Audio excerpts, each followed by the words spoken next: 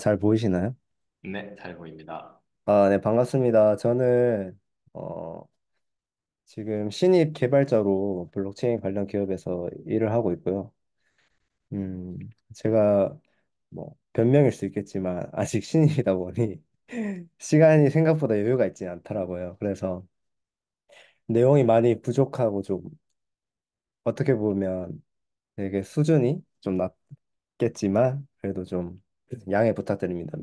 미리. 일단은 제목은 루트 오브 블록체인이라고 정했고요. 사실은 저도 좀 새로 나오는 그런 트렌디한 기술들을 가지고 발표를 해야 되나 했었는데, 제가 뭐 일을 한 지는 얼마 안 됐지만, 그 면접을 이제 우연찮게 좋은 기회로 보게 돼서 준비 없이 보게 됐는데, 이제 면접관 분들이 블록체인에 관한 이론들에 대한 되게 기본적인 것들 묻더라고요. 사실 저는 준비는 하지 않았지만 그런 걸 공부를 안 했었던 건 아니기 때문에 제 입에서 대답이 바로 나올 줄 알았는데 제가 대답하지 못하는 제 자신을 보고 좀 자괴감을 느껴서 제가 뭐 트렌디한 기술도 당연히 좋지만 내가 공부해야 될 거는 블록체인의 좀 기본적인 거에 대해서 좀 짚고 가야겠구나 해서 어, 이런 블록체인에 대한 되게 기본적인 내용들 다시 한번 공부하면서 발표해보고자 준비해봤습니다.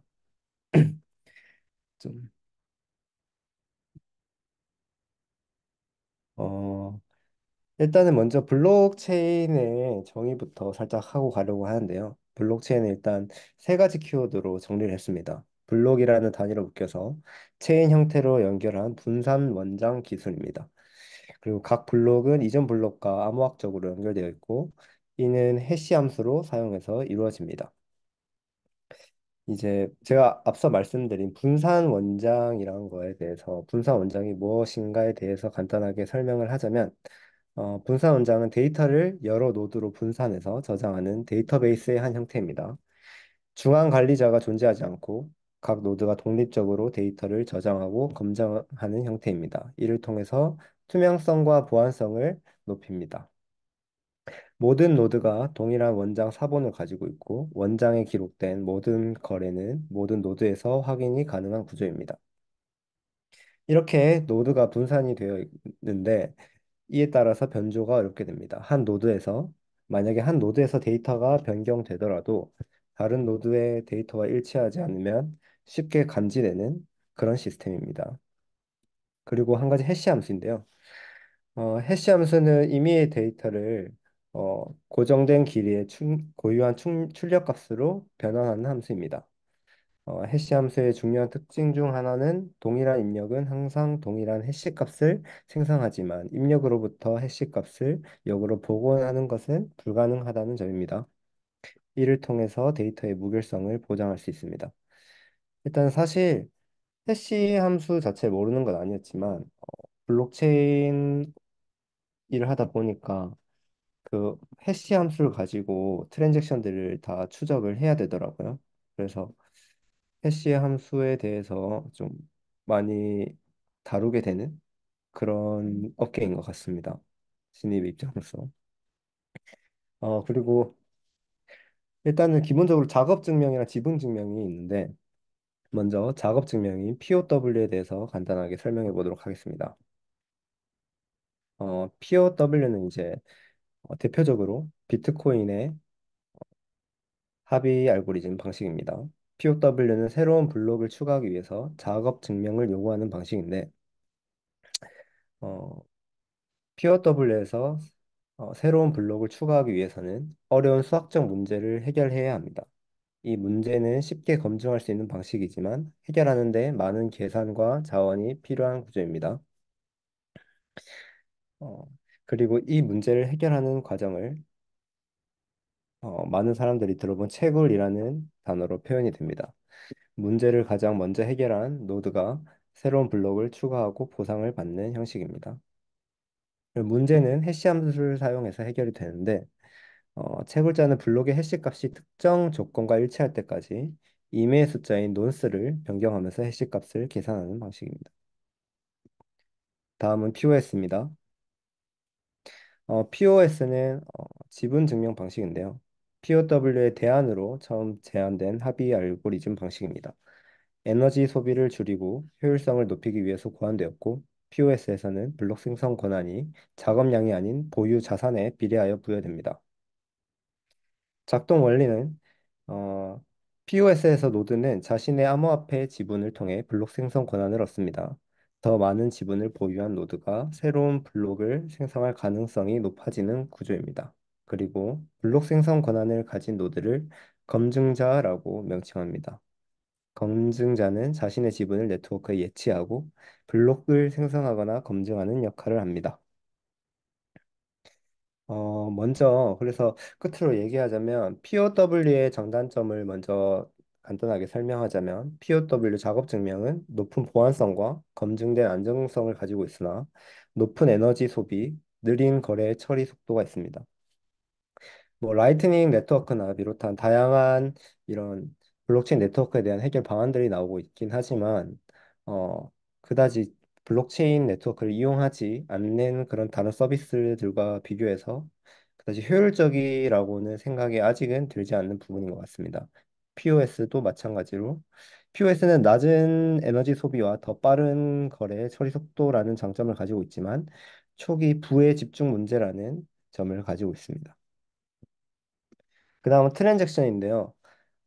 아무래도 어, 저는 개발을 하는 입장으로서 트랜잭션을 추적하고 처리해야 되는 일이 많더라고요. 그래서 트랜잭션에 대해서 좀 먼저 설명을 해야 될 것 같아서 넣었는데, 트랜잭션은 모든 블록체인에서 발생하는 모든 활동의 기본 단위입니다. 이는 데이터의 이동, 변경, 실행 등 다양한 기능을 수행합니다. 예를 들어서 블록체인에서 암호화폐를 전송하거나 스마트 계약을 실행하거나 새로운 계정을 생성하는 등의 작업은 모두 트랜잭션으로 처리됩니다. 그리고 트랜잭션의 핵심적인 요소 중 하나는 디지털 서명인데요. 디지털 서명은 트랜잭션의 인증과 무결성을 보장하기 위해서 사용됩니다. 디지털 서명은 이때 공개 키 암호화 방식을 기반으로 작동합니다. 다른 이름으로 비대칭 키 암호화 방식이라고도 하는데, 어, 공개 키 이 방식은 제가 잠깐 설명하자면, 송신자가 개인 키를 가지고 송신자가 일단 공개 키와 개인 키를 가지고 있습니다. 그리고 공개 키를 다른 네트워크 참여자들에게 뿌리는 방식인데, 이렇게 뿌려놓고 송신자가 개인 키를 사용해서 트랜잭션에 서명을 하면 이를 블록체인 네트워크에 브로드캐스트하고, 네트워크의 다른 참여자들이 공개 키를 사용해서 해당 트랜잭션에 서명을 확인하고 검증하는 이런 과정을 거치게 됩니다. 그리고 블록체인의 장단점을 간단하게 어, 정리해 보았습니다. 일단 장점은 모든 거래 기록이 투명하게 공개되어 누구나 검증할 수 있습니다. 그리고 데이터가 암호화되어 있어서 보안성이 높고 중앙 기관이 없다는 점, 중앙 기관 없이도 운영이 가능해서 탈중앙화의 이점을 제공한다. 한 번 기록된 데이터는 변경이 불가능하여 신뢰성을 보장합니다.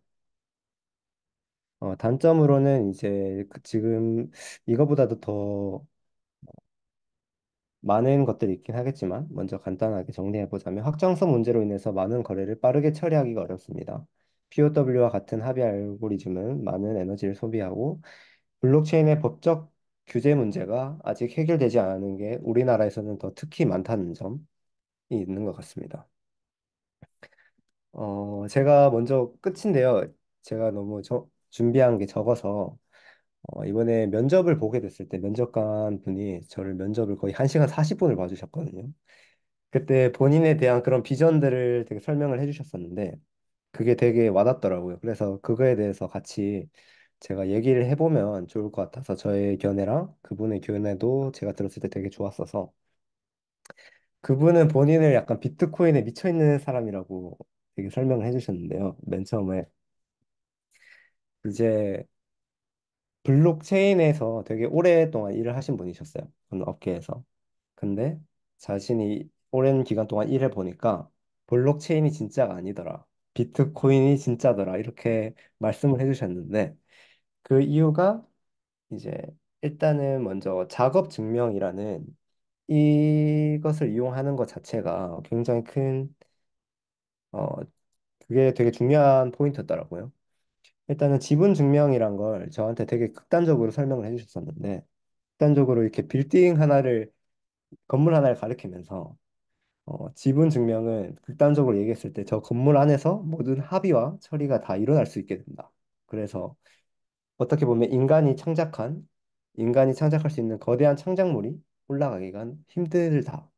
이런 열역학적 기반으로 한 작업 증명으로 된 이런 비트코인과 같은 이런 체인만이 거대한 창작물이 올라갈 수 있는 유일한 구조다. 그리고 어떻게 보면 그 창작물에 반하는 인간이 가장 큰 에너지를 뿜을 수 있는 것이 바로 머니고 그 머니의 핵심이 이제 비트코인이 될 것이다. 이렇게 설명을 해주시더라고요. 그래서 약간 블록체인을 되게 비관적으로 보셨어요. 지금 나와 있는 서비스들 중에서도 솔직히 블록체인이 없는 게 훨씬 더 효율적인 서비스들이 훨씬 많다고 그렇게 설명을 해주셨는데 저는 이분의 비트코인에 대한 그런 설명은 되게 좋았어요. 되게 그분에 대한 비전도 되게 좋았었고, 물론 안타깝게도 면접에서는 잘 되진 않았지만 그런 비전을 들었을 때 되게 좋은 내용이었고 저한테 도움이 많이 되었어요. 그런데 이제 여기에 더해서 저의 그런 견해도 한번 말씀드리고 싶어서 저는 블록체인 기술이 무조건 성공할 거라 나중에 뭐 미래에 대해서 비전이 확실하다 이 정도 100%라고는 얘기는 저는 다른 사람들한테는 안 하고 다니거든요. 그래도 확실히 지금 트렌디한 기술임에는 틀림없고 발전되고 있는 기술임에는 틀림없다. 이런 얘기를 합니다. 지금 제가 띄워놓은 거는 컴퓨터의 초기 모델인데요. 저희 아버지와 옛날에 장난스럽게 나눴던 얘기 중에 저희 아버지는 컴퓨터가 처음에 나왔을 때 무조건 망할 거라고 생각을 했다고 하더라고요. 왜냐하면 그때만 해도 컴퓨터가 되게 효율적인 아이템은 아니었으니까. 근데 이런 컴퓨터에도 그런 뿌리의 핵심 하나를 가지고 이제 주변에 유능한 사람들이 살을 붙여가면서 지금 이렇게 저희 일상 속에 자리 잡은 아이템이 됐던 것처럼 블록체인 네트워크도 사실 그런 근본적인 본질에서 살이 붙여가면서 나중에 살아가 나갈 수 있는 그런 기술이라고 저는 그런 생각을 해서 어떻게 보면 면접 뵀던 분하고는 조금은 다를 수 있는 그런 생각이죠. 그래서 이런 블록체인의 그런 본질인 그런 디지털 원장 기술, 뭐 그리고 남들이 이렇게 마음대로 수정하거나 탈취해 갈 수 없는 정보를 탈취해 갈 수 없는 이런 환경에서 살이 붙여가는 그런 과정으로 발전되지 않을까 블록체인 기술 자체가 이렇게 제 견해 밝히면서 발표 마무리하도록 하겠습니다.